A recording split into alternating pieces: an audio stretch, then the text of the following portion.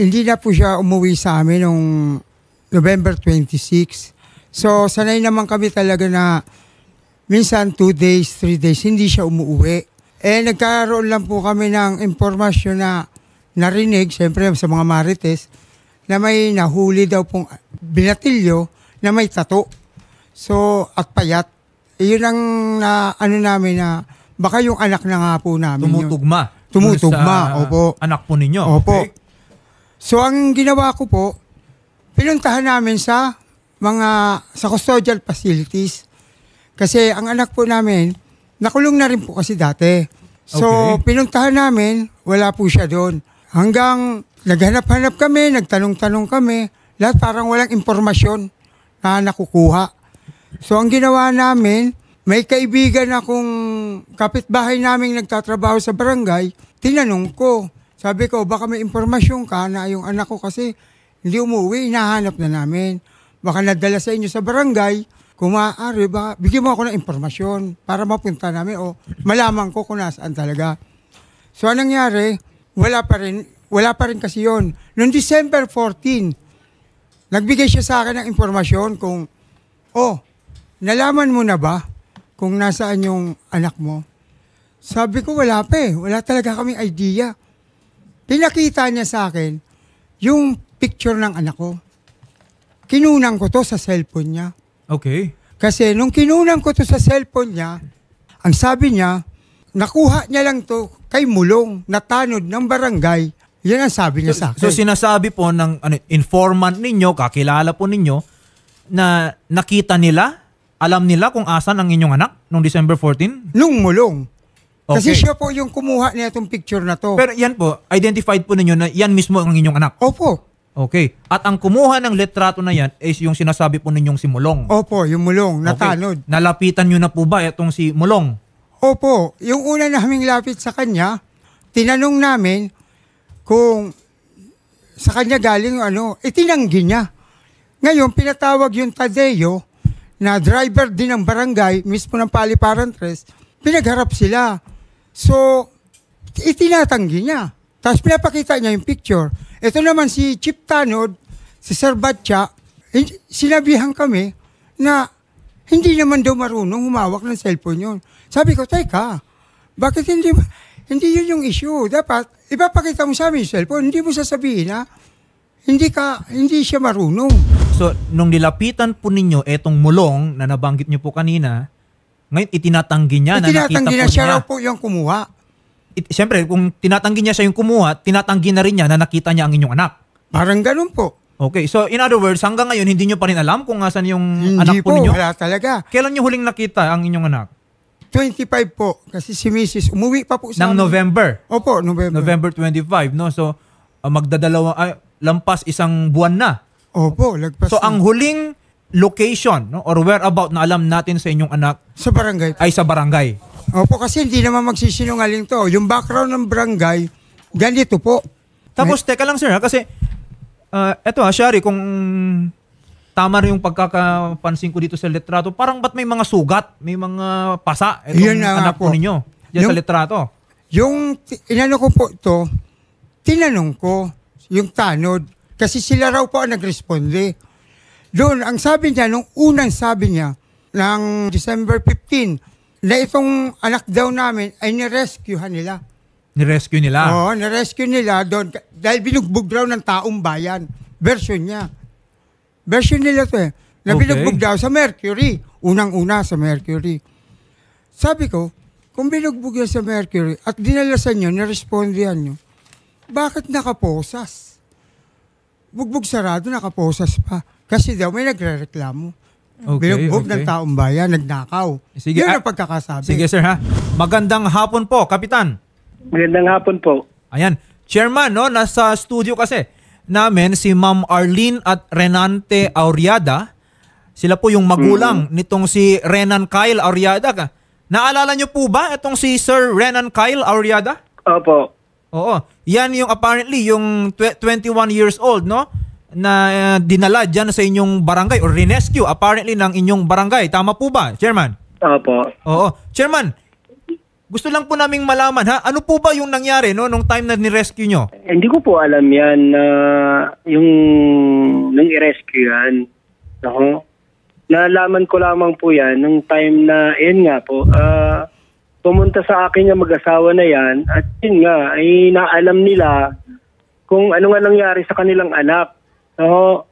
Ang sabi naman nitong tanod na si Sagayap, yun nga po, may nagradyo sa kanila na puntahan yung bata na yan kasi binubugbog yan doon sa may Mercury, doon sa may 7-Eleven. Nagdakaw, di umano daw ang batang yan, kaya binubugbog ng rescue nga, sagipin. Kaya sinagip po yan at dinala dito sa barangay daw. Okay, so there was an allegation. There was an allegation na nagnakaw itong bata. Parang ganun po. Okay. Dinala daw po dito sa dito sa may tanod, sa Pinagpahinga yung bata doon. No, doon siya kasi binugbog nga po di siyempre siguro hindi maganda yung pakiramdam niya, no. Di pinagpahinga doon, no. Ngayon, siyempre makapagpahinga ang dami naman pong inaasikaso mga tanod, di ba? Nakaupo lang yung bata doon sa may doon nga daw sa isang sulok na upo yun nga po, pagka nung hapon na, parang nung mahimas masandaw. Ayun nga po, umalis na yung bata. Hindi na nila alam kung umuwi o ano. Wait lang ang report. Mm-hmm. Oo, pero chairman, no, kasi nung nandyan na sa tanggapan po ninyo, itong si Renan Kyle Auriada, siya ay bugbog sarado. Okay, there was an allegation na siya ay nag-commit ng pagnanakaw, theft, or robbery as the case may be. Hindi ba natin tinawagan man lang yung mga magulang nitong bata para ipagbigay alam na ganito yung sitwasyon ng inyong anak, baka gusto nyong tulungan, gusto nyong asistihan? Tinatanong nga raw po yung bata na yun, hindi nga po nasagot. Baka wala po sa kondisyon na yung bata. Kasi ito, makikita nyo po dito sa litrato to, maitim ang labi. At saka bugbog sarado, nakaposas. Bugbog sarado, nakaposas. Bayan doon. Kap, wala ka pating aksyon ginawa sa amin dyan.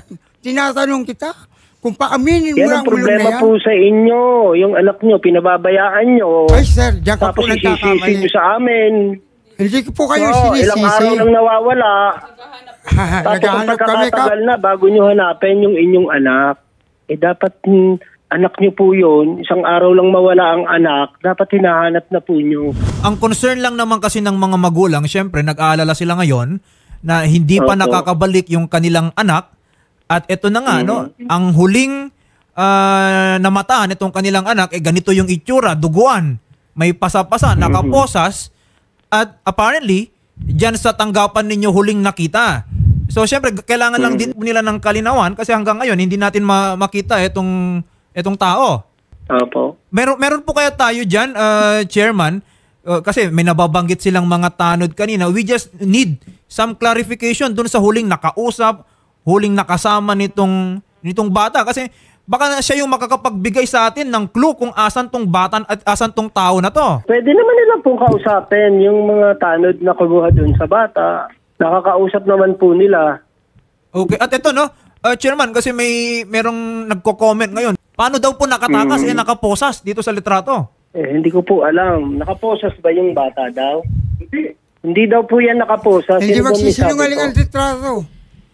Kap, ito po ba ay may blatter? Opo. Ang sabi ng mga to, hindi naman daw po yan blatter. Kaya nga, walang complainant po kasi Gawa po, bakit po wala pong blatter, Kap? Hinihintay po nila kung may complainant na pupunta. May complainant o wala, Kap, na bugbog po yung tao? Bakit wala pong blatter? Dapat biktima na yung anak namin dyan. Magandang hapon po, Colonel. Magandang hapon po, attorney, at sa inyong mga tagapakinig. Hello po, sir. No, eto po. Kasi nasa studio ngayon si Ma'am Arlene at Sir Renante Auriada. Nawawala po yung kanilang 21-year-old na anak, si Renan Kyle. Una ko pong katanungan, Lieutenant Colonel, kasi itong tao na to apparently ay binugbog daw ng taong bayan. Nakarating po ba sa inyo itong balitang ito? Ang insidente na po na yan, sir, is hindi po nakarating. Wala po kaming diyan, information. or even yung PCP namin doon, hindi po na-report na may nangyari Nandoon po kami, sir. insidente po na ganyan. Okay. Wala po yung insidente no ng pambubugbog nung December 14 at yun na nga no, so ni-rescue naman no. Good thing for the barangay, pero hanggang ngayon kasi hindi na natin mahanap itong tao na to at ang huling pagkakakita sa kanya ang pangit pa ng kanyang kondisyon no, bugbog sarado. Okay. Meron po ba kayong any information, Lieutenant Colonel, ng anyone dyan na nakita na duguan or sa mga hospital siguro, may isinugod sa hospital para man lang gamutin pero hindi pa rin identified?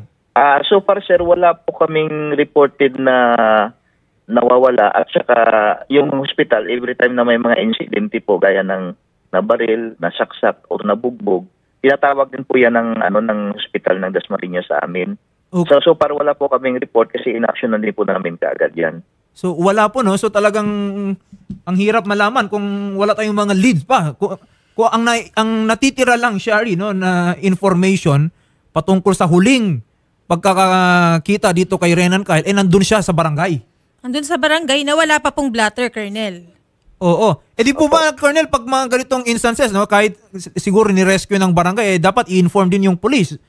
Ayun, isa din po yan sa mga SOP natin na na-inform lalo na po may mga nabugbog at saka dala ka agad sa pagamutan po. Oo. Ngayon, Colonel, no, I understand hindi pa ata nasasama doon sa list of missing persons etong si Renan Kyle Auriada. So, ang pamilya po ay manghingi ng tulong sa kapulisan. Number 1, para maimbestigahan yung pagkawala nitong 21-year-old. And number 2, sana mahanap natin na buhay. Nasa maayos na kondisyon itong taong to. Apo, sir. Bali, ang ko lang po, advice po sa pamilya, pumunta na po sila sa station kasi may pinipilapan po kami doon na form, yung RIF natin. Mapilapan po nila so that maumpisahan po yung investigasyon.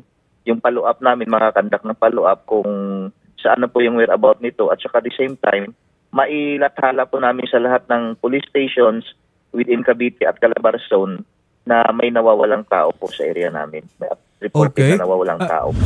Nabanggit niyo po kanina na etong anak po ninyo ay hindi naman na unusual. No? Ibig sabihin, medyo madalas-dalas na hindi talaga umuwi sa inyo. Saan po ba siya pupunta? Sino yung mga madalas po niyang kasama? Niya lang po. Yung mga tropa po ba niya na ito, yung barkada niya? Opo. Natanong nyo na, baka alam nila kung asan? Hindi nila alam. Hindi nila alam. Meron po bang cellphone itong si Renan Kyle? Wala po. Computer lang po.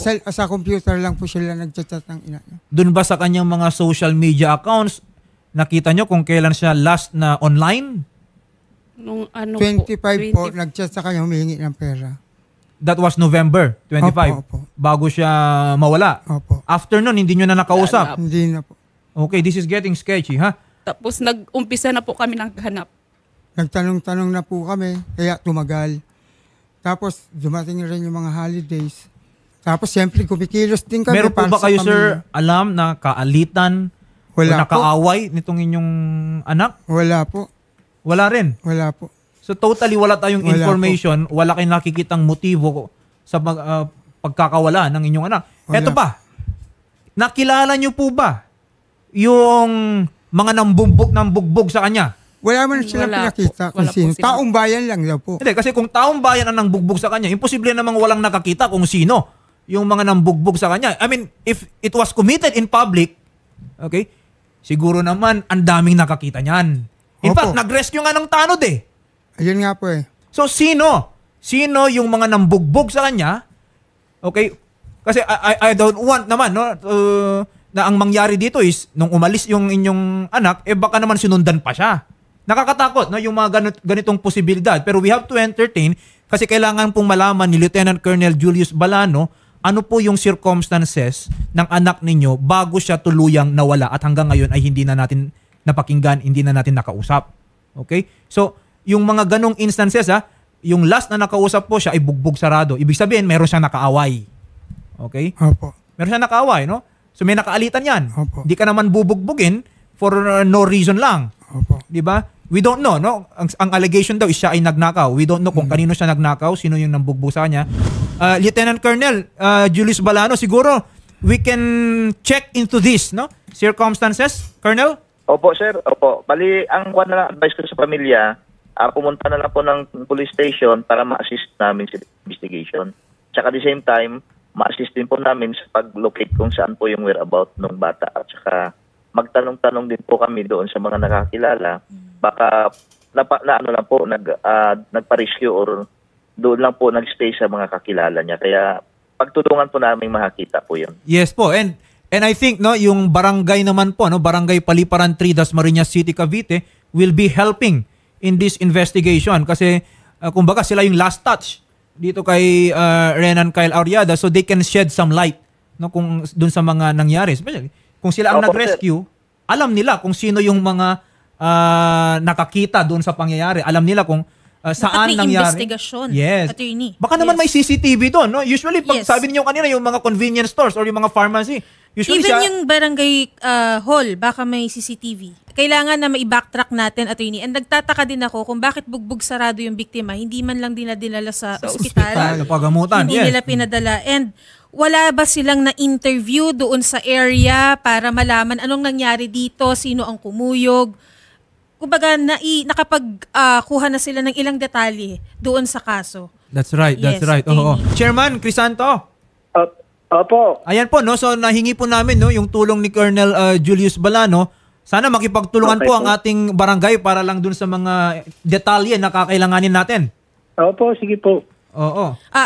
Kap, meron po ba kayong CCTV sa barangay hall? Meron naman po. Meron po. So Meron po. maaari po ba nating Oo. ipasa yan sa kapulisan, sir, para masimulan na po yung investigasyon? Opo, sige At po. saka bakit hindi niyo po dinala sa ospital yung biktima? Alam niyo pong bugbog sarado na po ito. Alam niyo po, nalaman ko lang naman po yan nung magreklamo pumunta sa akin yung magulang. Pero yung pangyayari po na yon, hindi ko po alam yun.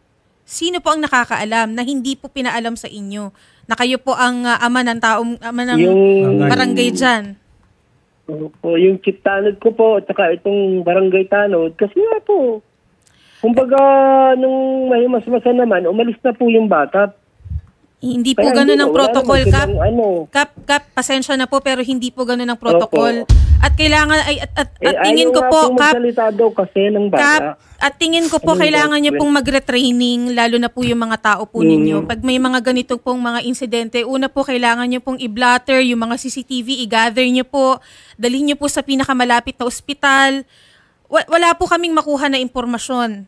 Yung chief tanod niyo po ba nandyan po? Opo, nandito.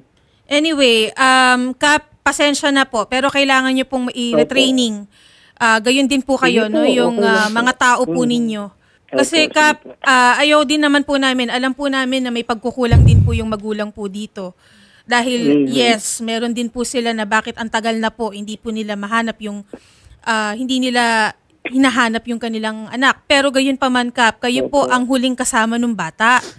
Ganito na lang po, Atty. GV.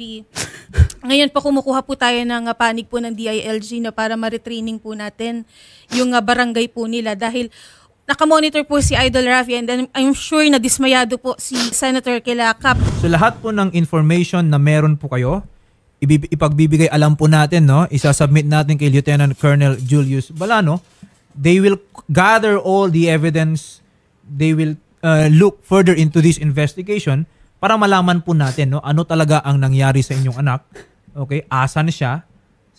Saan natin siya ma-rescue? Okay, at sana makabalik po siya sa inyo. Si Renan Kyle Auriada. Okay? For now, sir, no? Kasi hindi pa natin alam, no, kung asan si Renan Kyle. Pero baka naman, no, may nakakita sa kanya dito sa mga netizens natin. Okay? O kaya nanonood ngayon si Renan Kyle Auriada, no? Manawagan po kayo sa kanya, sir, no? O sa sino mang nakakita po dito sa inyong anak. Lahat na nagpaskil na kami sa social media. Saka sa mga barangay. Umikot na kami. Talagang wala.